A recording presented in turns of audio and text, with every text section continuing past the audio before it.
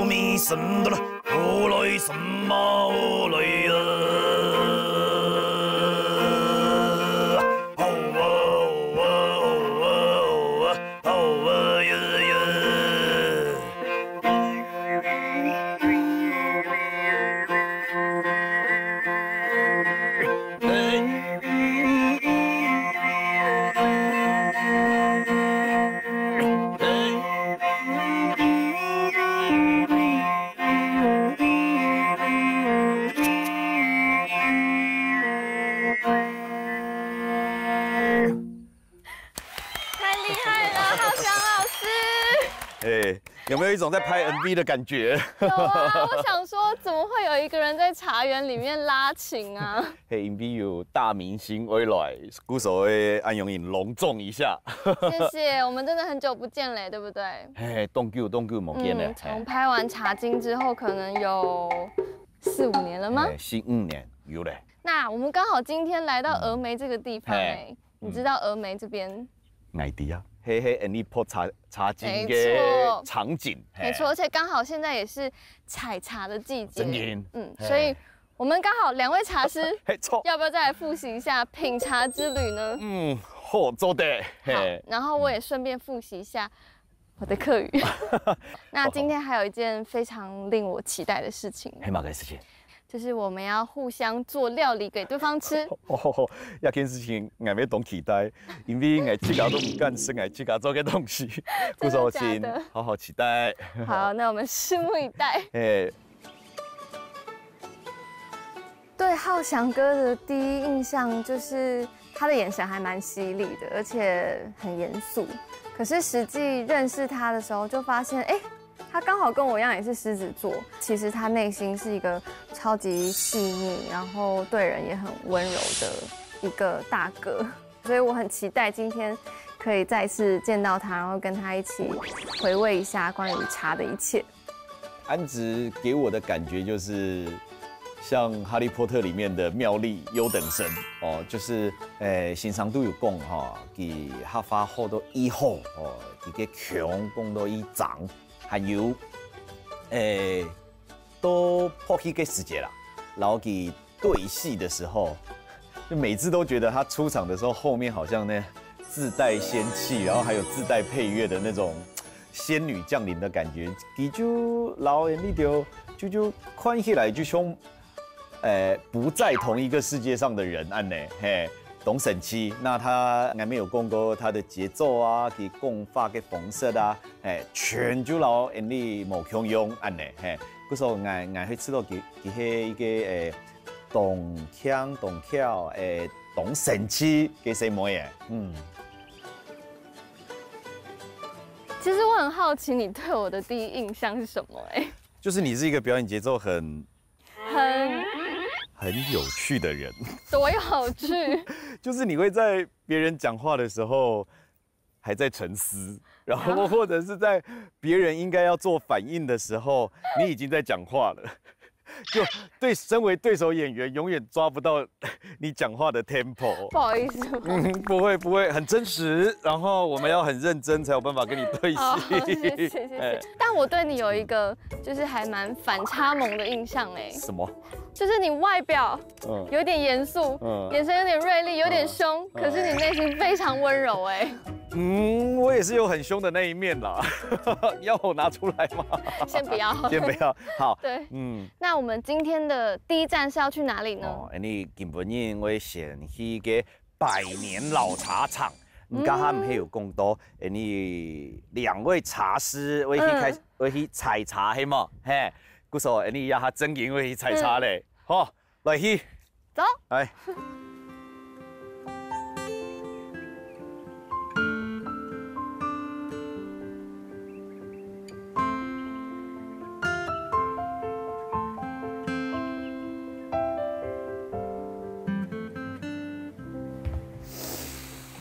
哦，好老的味道，有吗？对，都是老建筑的味道。对，请多嘞，跳咖 ，Hello， 你好，不好意思，来打扰。不会。我们今天是想要来参观这个百年老茶厂。会麻烦会你小介一下。好，欢迎大家来到我的老茶厂啊，我是第4代第4代啦第4代。早期的时候台湾在新竹县是做奉茶现在这个空间是在做一个尾雕室。红茶是多少发酵？老师知道吗3枚，中间的，再加一点全发酵，全发酵是不是？来，我们看一下那个你的脚底下这一条通道是什么？这条通道呢是调白做茶做红茶要做尾雕的时间它是用来做一个补足发酵的一个通道。来看后面的墙壁，这张图有没有看到？这个，这张图它就是一个运茶车，它会送进来把一架一架的茶叶。一架一架的茶叶放在上面，然后把它放在这个地方来去做尾雕，去做发糕你要发糕掉你的茶叶就把它变成全发酵，接下来就要进行干燥了。所以调白你要做茶结束时间就是1980年，所以传统产业结束的时候，茶厂就没有在做茶了某在做茶你要这个地方就变成了一个闲置空间，现在就是进行修复完成之后，压片就把它变成一个增加的一个故事馆见证台湾茶叶的一个历史啦。好，来，我们来往下一个地方就是来做一个我们要红茶做完尾雕之后呢，我们要来做干燥哇，也是很漂亮哎。好，来这一台甲种干燥机啦你看印象很深刻，干燥茶叶，而且声音很大声很大声那我们茶工厂就是按照顺序前面是第1步、第2步、第3步，这是最后一步它是按部就班完成的事情那最后我们进到下一个空间，有发现比较亮吗？有了机器有没有变得比较小台？有蒸茶机。这个3妹应该就有印象了。你有炒过茶吗？我有用我这个锅子在那个炒。那做绿茶是要炒青。绿茶要炒青，所以它要蒸茶，它是蒸汽从下面打出来。炒青就是把它的那种臭青味给去除掉的意思。没错，它主要是把咖啡因给氧化掉。对，然后就是要炒茶。那么在《茶经》的第2集里面有讲到，台湾不做世界的第一，只做世界的唯一。抢答赞，很强我们刚刚有看过红茶的做茶的机器，做红茶要发酵，做绿茶不用，但是做绿茶要炒茶，要杀青，红茶不用，红茶，所以呢，台湾在光复的时候，发酵技术跟炒青技术2个合在一起，把它变成台湾部分发酵又有炒青技术的台湾乌龙茶。所以台湾不做世界的第一，只做世界的唯一。好，来，我们再看下一台，老茶冲，这个最大一台的这个我们蒸汽锅炉，哇，来宽。这个这么大是做太大了吧？这一台是带动茶工厂最早期的一个动力，带动所有的设备。有坐过火车啦哈，有蒸汽锅炉这一台就是像蒸汽火车，很酷哎。这根是烟囱，它把废气排出去。这也是看起来非常有历史。对，你看它这边都已经凸出来了，对，已经超过快要100年喽，快过100年。我们看过我们茶工厂的所有的设备。好，接下来就要两位老师还有安子就要老奶天数为辛苦哦，会不会帮到忙啊？不会哎呦，加油！一听不会跳。Go，来走。好。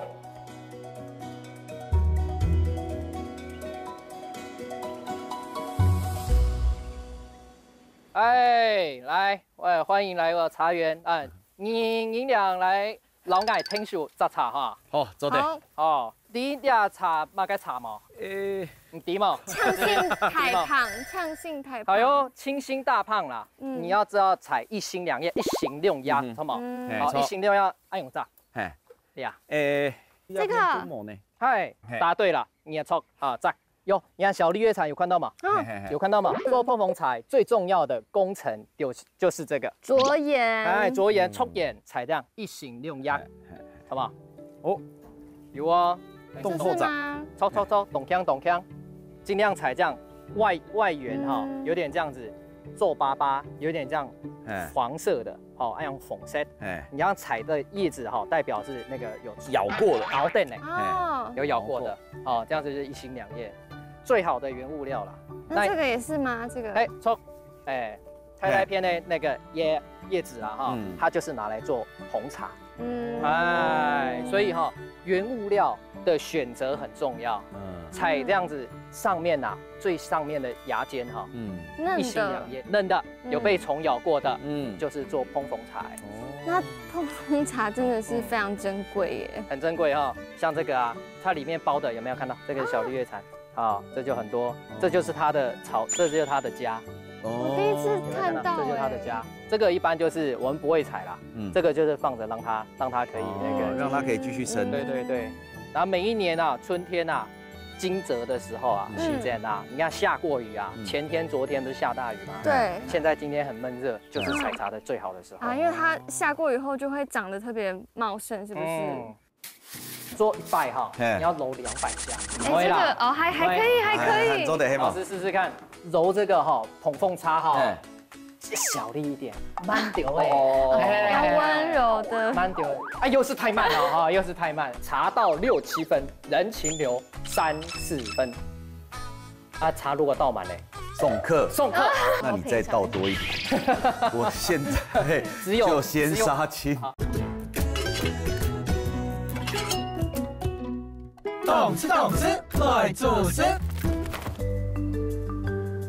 基隆是会破茶叶一个时间，给讲合法一件事情，对你来讲，会不会辛苦？我觉得有点辛苦就是今天重新又是在听你们讲客语的时候，我觉得整个回忆都回来，因为当初就是我的客语几乎是没有任何基础的，然后我会的只有我之前有学过罗马拼音，所以拼音对我来说上手很快。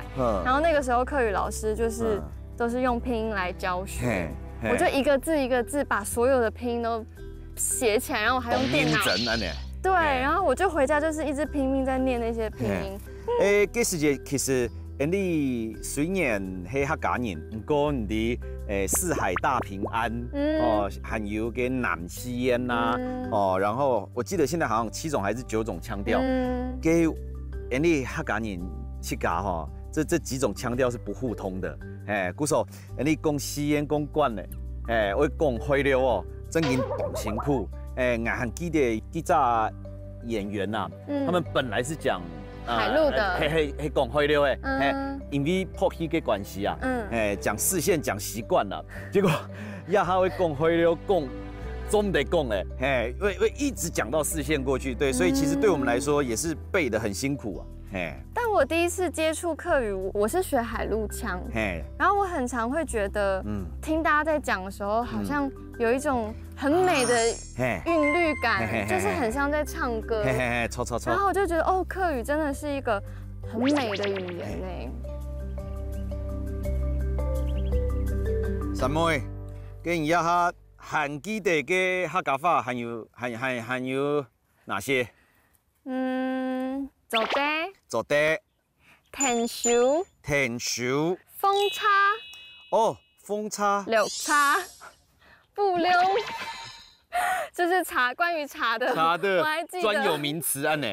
对，哦，我现在就是采的进度有点慢，然后想到等一下还要制茶，就觉得有一点害怕。嘿，而且好像要采到4两才能回去，是不是？我现在看一下，好像有一点。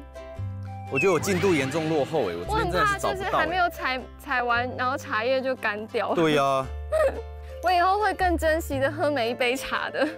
不好意思哎，突然感觉到感恩。突然感性起来是哪招？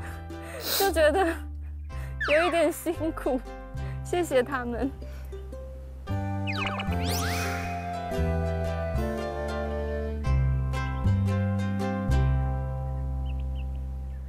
哦，辛苦啊！懂捏，会跳吗？我有一点点。好来。哦。啊，懂捏。辛苦。因为采回来哈，接下来就是什么？要尾雕嘛。那尾雕完之后呢，要进行揉捻啊。那揉捻就是这一台啊，在老茶厂的这个揉茶机呢，这个是很少见到的哦。你有没有看到，在我右手边有一个皮带？它是滚轮哦。它是2合1的。早期没有电，是用烧那个煤炭啊带动的。所以这个也是蒸汽的啊？是啊，它就是蒸汽带动那个皮带联动下来。对啊，你要做一个茶，你做茶哈，你做1拜哈，你要揉200下。如果你没有电的话，你就是要用人工。对，等一下换你们揉。等一下换你们揉，就是这样。这样还没转一次哎。这样子才1圈。对啊。来，我们试试看。来，吃看那，试试看。啊，会懂太灵哦。这个还可以。做得黑嘛。试试看。我觉得我好像很有做这种苦工的天分。真给找到你自己人生的方向了吗？对，我这辈子就只会做茶了。哎，吃宽了。谁用哎？有，等一下，要揉这个哈捧凤叉哈，小力一点，慢点哎，要温柔的，慢点，又是太慢了哈，又是太慢，要中的啊，中的，要200下哎，我是做对，慢点哎，喊会慢点哎，不然茶叶哈一形六压。它容易破坏掉弄破坏掉不饮吗？辛苦一天了，你就看哈，现在呢，我们把我们干燥的茶叶哈，经过刚刚揉捻呢，我已经帮你们准备好了，很香哎。我们现在把它倒出来，倒到那个我们的茄粒上面。好，来，好，来看一下哈，我们接下来要做嘛呢？你要挑茶，挑茶要怎么挑？我们有看到几个颜色？有红色、黄色、绿色、白色，还有五色、黑色，好，来，请2位哈帮我哈，老奶哈，绿色的叶子挑出来。绿色的是什么意思呢？绿色的叫做老叶。就是像刚刚摘太大片的那种吗？错过挑茶，哎呦，对，哎呀，有点像是浪茶，有没有？有点像浪茶，哎呦，有看到吗？没有哎，没有看到秋毛呢，代表榨给茶，都对，摘的还不错，师傅很厉害，是等一下哈，抛给本眼学，这个是黑毛，等一下我们就来喝茶岁了。数嘛，哎，你知道我现在摸的这个每一个茶都用一个非常非常就是宝贝这些茶叶的心情哎，因为刚刚真的太辛苦，然后我想到就是他们这样一个一个步骤要做到这里，哎，这可以喝。好，我每一口也都会很就是很认真、很珍惜的喝下去。来泡茶，试茶，来试茶。好。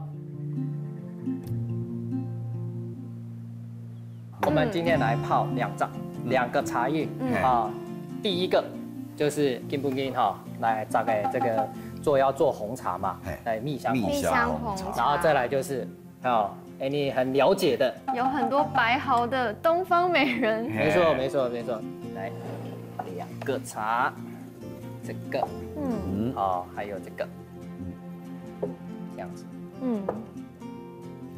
看得出来了啊，有了哈，有。先喝烘红茶，好，坐的。茶到6、7分，人情留3、4分。啊，茶如果倒满嘞，送客，滚给叫人家 A 到。你们都好了解。送客。对啊，送客。好，我要来好好。那你再倒多一点。我现在就先杀青，我个人先杀。我以为你只有倒一半而已，去看嘞。很香哎。不愿意做烘红茶，好。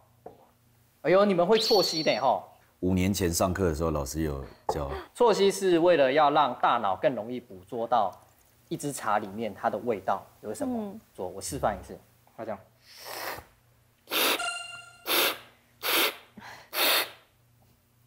这就交给你们了。我还是优雅的喝茶好了。好了，我们就是这样。我试试看，小口一点。太大口是不是？好，太大口，小口。我有感觉到要呛到了。很不容易耶。有。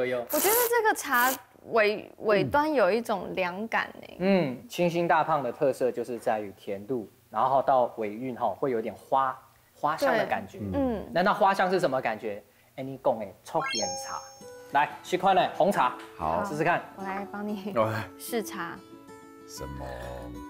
我觉得就是东方美人茶跟蜜香红茶的差别是，东方美人茶它是那种在舌尖上绽放的那种花，可是这个蜜香红它是一种比较沉的香气，你有感觉到吗？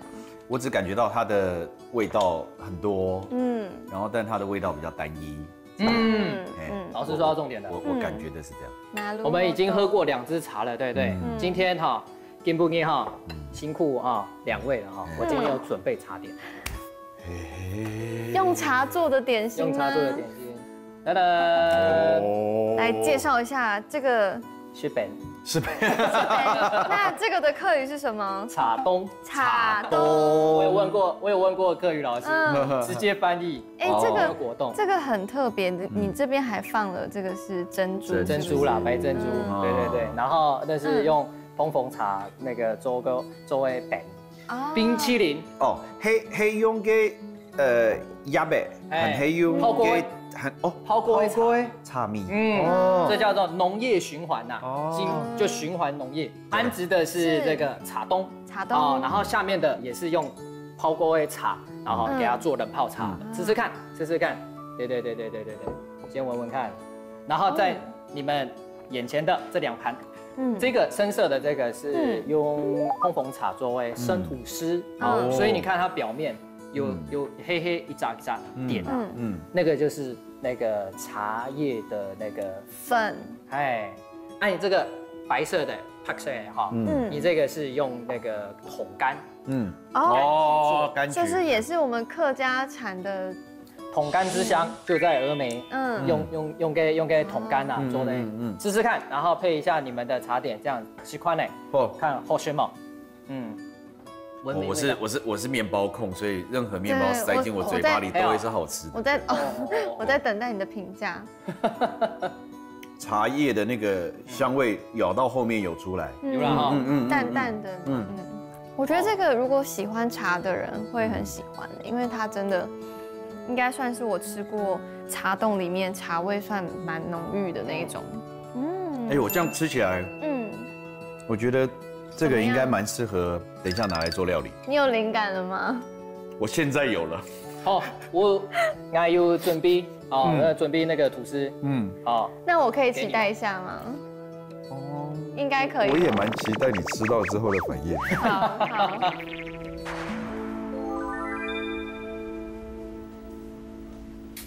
你看我现在做菜毛病这么多，我真的从小就这样哦。我希望那个荷包蛋，就是它的蛋黄不要破掉，然后是漂亮。可是你想想看，一个小朋友一定是很容易翻面的时候就破掉，我生气耶！就是我一直坚持，一直想要煎到好为止，所以我旁边真的煎了超多个蛋。这样不会被骂吗？就是家人辅助啊，就觉得好没关系，再一个。我觉得你的个性会养成这样，家人应该要负一些责任了。懂吃，快做事。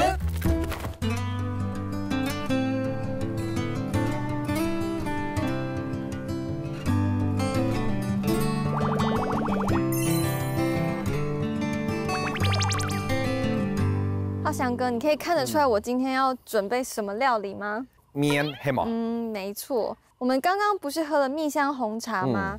那我想要用这个蜜香红茶来做一个蜜香汤乌龙冷面。那我现在要先来煮这个高汤底。我这个高汤呢，就是先用昆布，然后跟干香菇浸泡1个晚上，或是至少3个小时，然后我们再小火的煮它这样子。然后在滚之前，你先帮我顾一下这个。削一下秋葵。为什么秋葵要用削的？因为像这边就是老老的，我就是会觉得口感上比较没有那么好。然后如果我直接切掉再去烫的话，我很怕它的就是整个风味都会流失掉，所以我习惯这样做。奶福卡对10个时间是整根直接丢进去煮。每个人的方法都很不一样。我其实就是做菜还蛮多毛病的，因为我就是很喜欢，除了好吃，也还会想要就是它漂亮。那浩翔哥是喜欢煮饭的人吗？我小时候应该算是会煮的人啊，就会挨些时间啊，会同挨妈妈添数啦。挨对土太好的时间，每去家在外面租房子，然后也有厨房。有一拜挨朋友来台北请来。我就想说来试试看做一下那个红酒炖牛肉，因为那个时候我有在师大学法文，然后就觉得红酒炖牛肉听起来很厉害这样，那就去给他宽给食谱，然后照着食谱做这样。就我忽略掉了一个很巨大的事实，就是牛肉是一个非常不好料理的食材，牛肉也是一个不容易煮烂的食材。对，鼓手要拜那个。我第一次做红酒炖牛肉，然后我也没有准备其他的主菜，所以当我那锅主菜上来之后，所有现场的朋友大概都只有吃1到2口，是多难吃。那我也很想要分享，就是我小时候关于料理的故事。就是你知道，你看我现在做菜毛病这么多，我真的从小就这样哦。我第一个学做的料理是荷包蛋，但是我有一个很奇怪的坚持，就是我希望那个荷包蛋。就是它的蛋黄不要破掉，然后是漂亮。可是你想想看，一个小朋友一定是很容易翻面的时候就破掉，我生气耶！就是我一直坚持，一直想要煎到好为止，所以我旁边真的煎了超多个蛋。这样不会被骂吗？没有，就是家人辅助啊，就觉得好没关系，再一个这样子。我觉得你的个性会养成这样，家人应该要负一些责任了。什么？像好比说是什么？就是这么浪费的行为，怎么可以做这么多次？没有啊，因为大家都吃掉啊，所以其实还好，就是大家分着一人吃2颗，可能差不多。好了，我觉得这个好像就是它差不多，对，因为如果煮太久的话，它会太稠，所以我们就先把它夹起来。那有皮豆跟冻熊的米豆。真的吗？好。然后我们就是这样继续加热的时候，来调味一下。酱油，大概加个2匙。2匙。可以，没问题的。做对好。好。然后再来一点味淋，大概3匙左右。然后一点点的盐巴。你看它已经滚了，我们就可以把火关掉。因为其实我们刚刚就是在泡茶的时候也有聊到说，就是希望温度不要太高嘛。那我也是希望就是可以把那个茶的香味可以释放到最好的，所以我们稍微等它凉一点点，然后我们用浸泡的方式。所以这个高汤就是用昆布跟那个香菇炖的高汤，干香菇是用肉做的。对，我其实有试过用柴鱼或是用肉类，我觉得因为茶其实它的味道很细致，然后肉其实会有一点把它的味道盖掉。对，所以我最后会选择用这种素食高汤，也是因为我觉得茶叶跟这个干香菇它的味道结合起来还蛮好的，所以你等一下可以试试看。好期待。对，好，那现在差不多了，我们就把茶叶倒进去，泡个大概4分钟。哦，有哦，给茶米冰落去，我就有批到给茶给米丝，有香味，好香哦。去甲对付卡嘿懂好去甲煮东西，对吗？对啊。为什么会这么喜欢做吃的？我觉得就是我真的从小就对于味觉、嗅觉特别的有一种执着。然后所以我其实小时候就很喜欢吃，可是一直比较没有机会可以料理。但是到了大学之后，我开始住在外面，我就慢慢的开始煮饭给自己吃，煮饭给室友吃，煮饭给同学朋友吃，然后我就慢慢的一直累积这样子的兴趣，然后到现在其实我很常去传统市场买菜，然后我很喜欢很享受那种就是挑选每一个食材的那种感受，然后我会在脑海里想象说，这个东西跟这个东西组合起来会是什么样的感觉？然后就是用自己的想象力，然后跟用自己以前曾经吃过的东西去创作我的菜，这样子。对，然后这个过程对我来说很有趣，我们可以来把这个茶汤沥出来了，麻烦你帮我一下。好，做的，我来添数。看起来是，我们看。有好，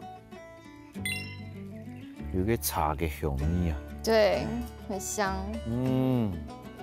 好，我们就把这个拿去冷却。好，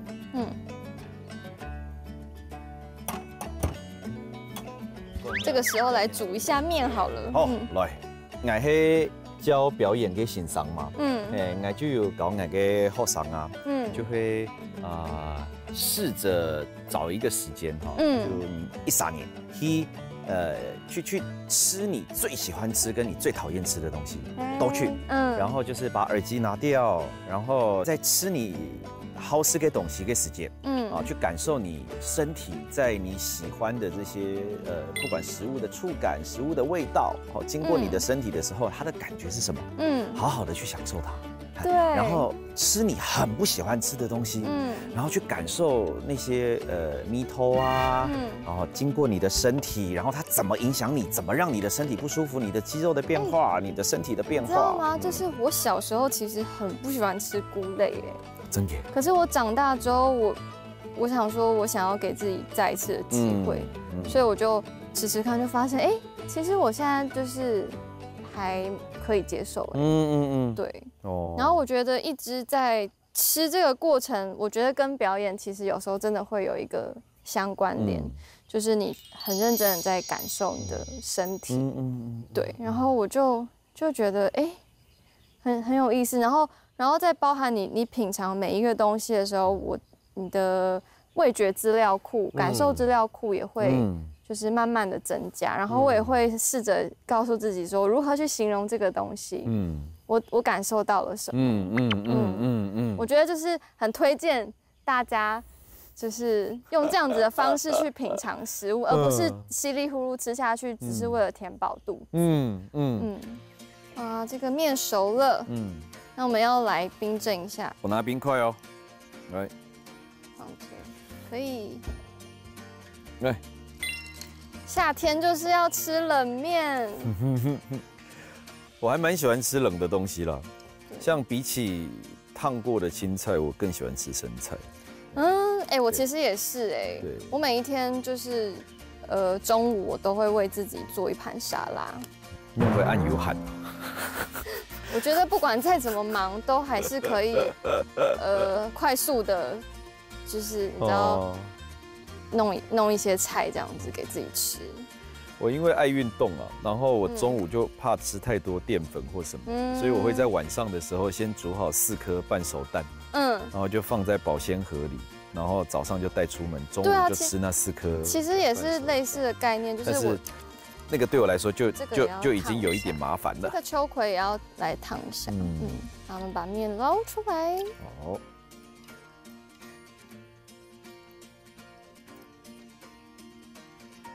拿来天数好吗？好，交给你。好。那我先去拿一下那个刚刚冷却的酱汁。冷却的酱汁，好，走的。高汤来了。好，来。想要来摆盘一下。好，走的。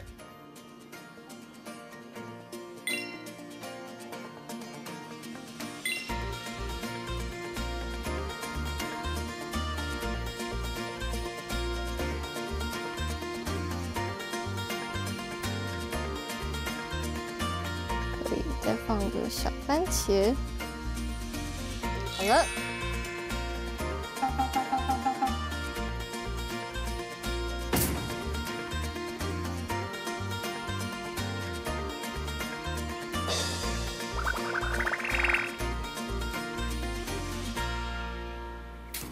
这就是你要带给我的惊喜吗？到底是惊还是喜哈？第一个是降它的温度不会太超过100度，对，然后会烧到烧焦。再来它就是有一点闷蒸这样，然后等到水汽散完之后，它的表面也都还是可以是。你还说你不会做饭，听起来就很专业啊。动吃，快做事。哇，这就是你要带给我的惊喜吗？嘿，错，但是那个到底是惊还是喜哈？那你可以介绍一下你今天要做什么给我吃吗？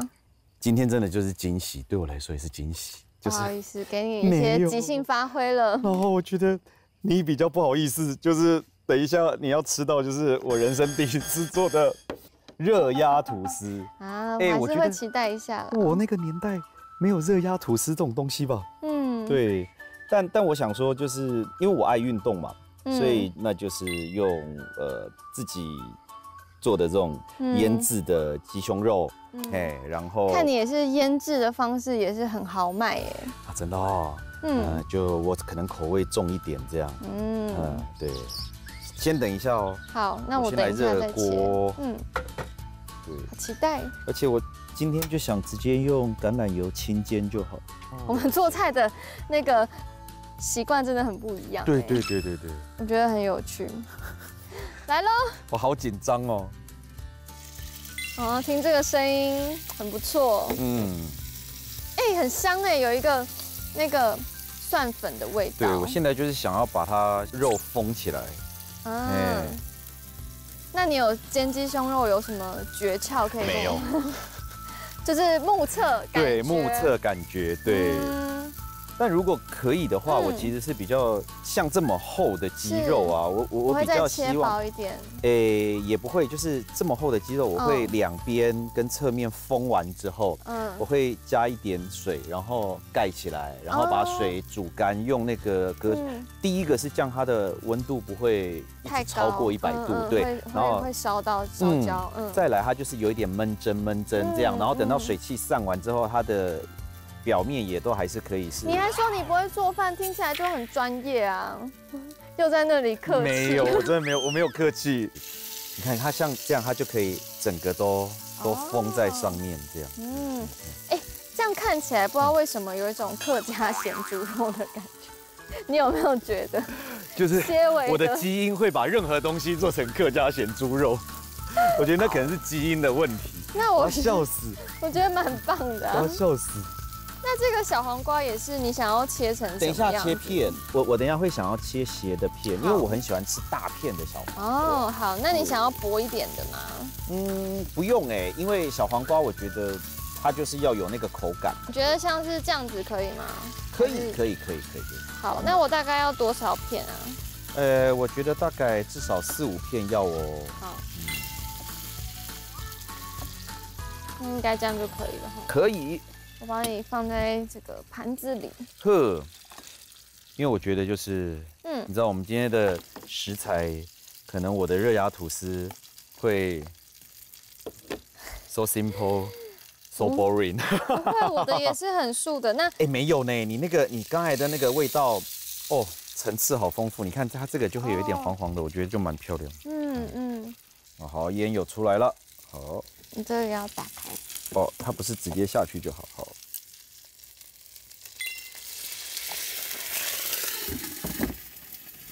哦。哇。把它焖蒸，把它焖熟。那我们这个吐司要怎么压呢？就是先把料夹在里面之后，然后再压吗？我觉得可以切。好。番茄。请问要怎么切？我来好了。我们家是这样切。是。对。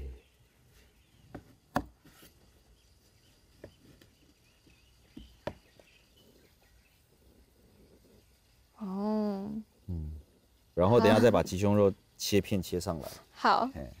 那看一下它的状态。哦，好香哦。差不多可以，要开始收汁了。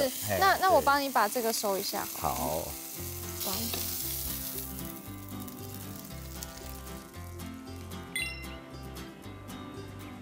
哇，看起来很棒哎。很做得哦。有。很做得哦。越讲越像咸猪肉了啦。我要笑死。我觉得也没关系，因为我们今天就是哈嘎日，怎么讲？客家日。哈嘎尼哦。哈嘎尼。我以前在念书的时候，就是为了省钱跟省时间啊。我有一个很习惯的做法，就是一次做1周份的便当。然后冷冻吗？对，全部冰在冰箱里面，然后全部吃一模一样吗？对。我跟你讲，我不行哎，就是我每一天我都要吃不一样的东西。真的。然后通常我晚上睡前，我就会开始想说，我明天要煮什么？我明天想要吃什么？我跟你讲，我可以1整年或2年或3年，中午都在同一家店点同一道菜。点到那个，我一走进去，老板就可以直接跟员工说，给他什么的那种。我不行的原因是因为我很害怕，就是被人家记得就是如果这家店记得我喜欢吃什么，我就不会再去那家店了。真的很矮耶。没有，但是我会重复点同一个东西，我也不知道那是什么原因。就是我早餐会永远吃一样的，午餐会永远吃一样的，晚餐就是跟不同的人我会吃不一样，但我走到同一个地方，我就会吃一样的东西。是。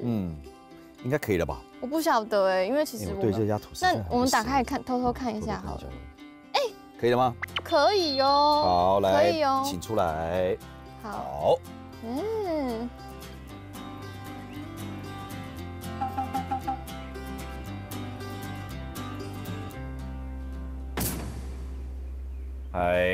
所以我们要怎么分呢？我来帮你盛一点面好了。好，碗给你，盘子给我好了，我来帮你装，好不好？好，谢谢。